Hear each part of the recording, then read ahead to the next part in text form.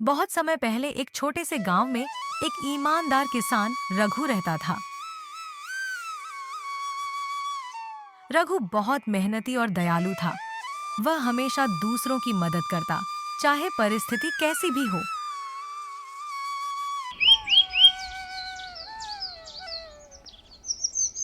अरे मोहन, कैसे हो भाई? सब कुछ ठीक तो है ना? हाँ भाई रघु, सब कुछ ठीक है। तुम बताओ कैसे हो? मैं तो हमेशा के जैसे अच्छा हूँ। उसी गांव में एक व्यापारी रामू भी रहता था, जो बहुत चालाक और लालची था। वह अपनी स्वार्थी प्रवृत्ति के लिए जाना जाता था और लोगों को धोखा देकर पैसे कमाने में विश्वास करता था। रघु की जिंदगी साधारण थी। वह अपनी पत्नी और दो बच्चों के साथ एक छोटे से घर में रहता था। उसके पास एक खेत था, जहां वह सब्जियां और अनाज उगाता था। रघु अपने खेत की फसल बेचकर परिवार का गुजारा करता। सब्जी ले लो, सब्जी, ताजे ताजे सब्जी। एक बार खाओगे तो भूल नहीं पाओगे। सब्जी ले लो, सब्जी। गांव के लोग उसे बहुत सम्मान देते, क्योंकि वह हमेशा दूसरों की मदद के लिए तैयार रहता। लेकिन रामू, जो गांव का सबसे धनी व्यक्ति था, उसे रघु की ईमानदारी और सादगी पसंद नहीं थी। रामू सोचता, इतना मेहनत करने के बाद भी रघु गरीब है। अगर मैं उसकी तरह काम करता तो कभी अमीर नहीं बन पाता। रामू का विश्वास था कि छल और धोखा ही सफलता का असली रास्ता है।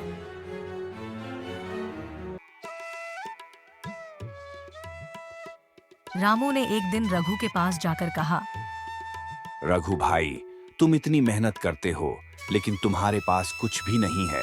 अगर तुम मेरी मदद करोगे तो मैं तुम्हें अमीर बना सकता हूँ। रघु ने जवाब दिया, रामू, मैं जितना कमाता हूँ मेरे परिवार के लिए काफी है। मुझे अधिक धन की कोई जरूरत नहीं है। मैं तो अपने मेहनत की कमाई में बहुत खुश हूँ। मैं अपनी मेहनत से संतुष्ट हूँ। मुझे दूसरों को धोखा देकर अमीर बनने का कोई शौक नहीं है। रामू ने यह सुनकर मन ही मन सोचा, इस किसान को सबक सिखाना पड़ेगा। यह अपनी ईमानदारी पर बहुत गर्व करता है। मुझे इस रघु के बच्चे को सबक सिखाना पड़ेगा। रघु, आपने ईमानदारी पर कुछ ज्यादा घमंड कर रहा है। इसे ऐसा फंसाऊंगा कि रघु याद रखेगा मुझे।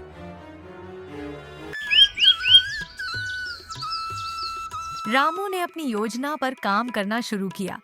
उसने रघु की जमीन खरीदने का नाटक किया और कहा, रघु भाई, तुम्हारा खेत मुझे बेच दो, क्योंकि ये ज्यादा उपजाऊ नहीं है। अगर तुम मुझे अपना खेत बेचोगे तो मैं तुम्हें अच्छी कीमत दूंगा। ठीक है रामू भाई, बात तो तुम ठीक कर रहे हो। वैसे भी इस जमीन में खेती नहीं हो रहा है। रघु ने सोचा कि शायद यह सौदा सही रहेगा, क्योंकि उसकी जमीन ज्यादा उपजाऊ नहीं थी। रामू ने एक नकली दस्तावेज तैयार करवाया और रघु से जमीन का सौदा कर लिया। जब रघु ने अपनी जमीन के बदले पैसे मांगे, तो रामू ने कहा, रघु, तुम बड़े बेवकूफ हो। बिना जानकारी के मुझे खेत बेच दिया। अब से इस खेत का मालिक मैं हूं। तुम्हारे पास कोई सबूत नहीं है। ये जमीन अब मेरी है। रघु को बहुत दुख हुआ। उसकी मेहनत और ईमानदारी पर रामू ने धोखा देकर पानी फेर दिया। वह अपनी जमीन खो चुका था और अब परिवार का पेट पालने के लिए मजदूरी करने को मजबूर हो गया। गांव वालों ने उसकी मदद करने की कोशिश की, लेकिन रामू के डर से कोई उसके खिलाफ आवाज नहीं उठा पाया। रघु ने ठान लिया कि वह रामू को उसके कर्मों का फल जरूर दिखाएगा। उसने कहा, ईश्वर सब देखता है, जैसे को तैसा होता है। एक दिन तुम्हें अपने कर्मों का परिणाम जरूर भुगतना पड़ेगा।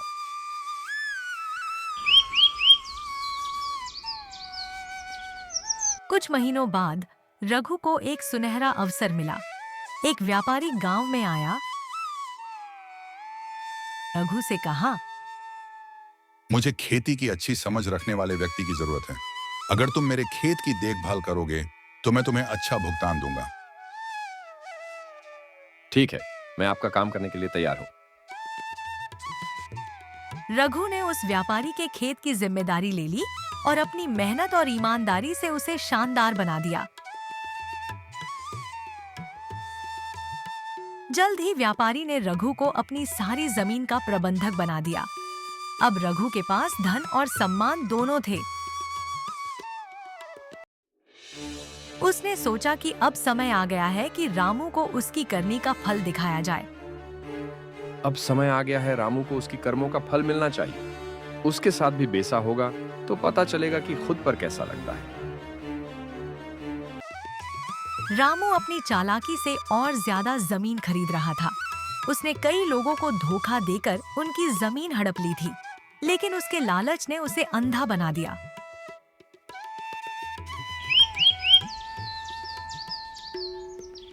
उसने एक दिन व्यापारी से भी जमीन खरीदने की कोशिश की, जिसके खेतों की देखभाल रघु कर रहा था। रघु ने व्यापारी को रामू के सभी धोखाधड़ी के किस्से सुनाए और सुझाव दिया कि रामू को एक सबक सिखाना चाहिए। व्यापारी ने एक योजना बनाई। रामू को एक बहुत बड़ी जमीन के सौदे का लालच दिया गया। वह जमीन असल में बंजर थी, लेकिन रामू ने बिना जांच पड़ताल के दस्तावेज पर हस्ताक्षर कर दिए। बदले में उसने अपनी सारी संपत्ति गिरवी रख दी। जब रामू को सच पता चला तो वह हैरान रह गया। उसने रघु से मदद मांगी। रघु भाई, मेरी मदद करो, एक व्यापारी ने मुझे ठग लिया। लेकिन रघु ने कहा, तुमने दूसरों को धोखा देकर उनकी संपत्ति छीनी थी।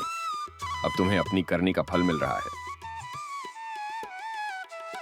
रामू ने अपनी गलती मानी और रघु से माफी मांगी। रघु भाई, मुझे माफ कर दो। मैं अपनी लालच में डूब गया था और सबकी जमीनों को जबरदस्ती ले लिया था। मुझसे बहुत बड़ी गलती हो गई। मैं अब ऐसा नहीं करूंगा। रघु ने उसे माफ कर दिया, लेकिन साथ ही उसे ईमानदारी का महत्व भी समझाया।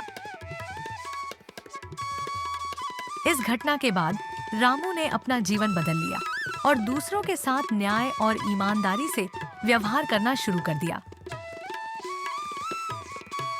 रघु ने अपनी मेहनत से जो सफलता पाई थी, वह सबके लिए प्रेरणा बन गई।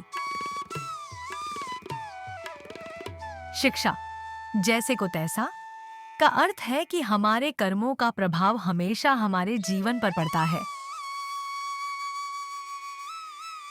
अगर हम दूसरों के साथ अच्छा करेंगे तो हमारे साथ भी अच्छा होगा। अगर हम बुरा करेंगे तो उसका नतीजा भी हमें भुगतना पड़ेगा। अगर आप हमारे चैनल में नए हो तो चैनल को सब्सक्राइब कर दो और बेल आइकन को प्रेस कर दो, ताकि हमारे नए वीडियो की जानकारी तुरंत आपके पास जाए। धन्यवाद।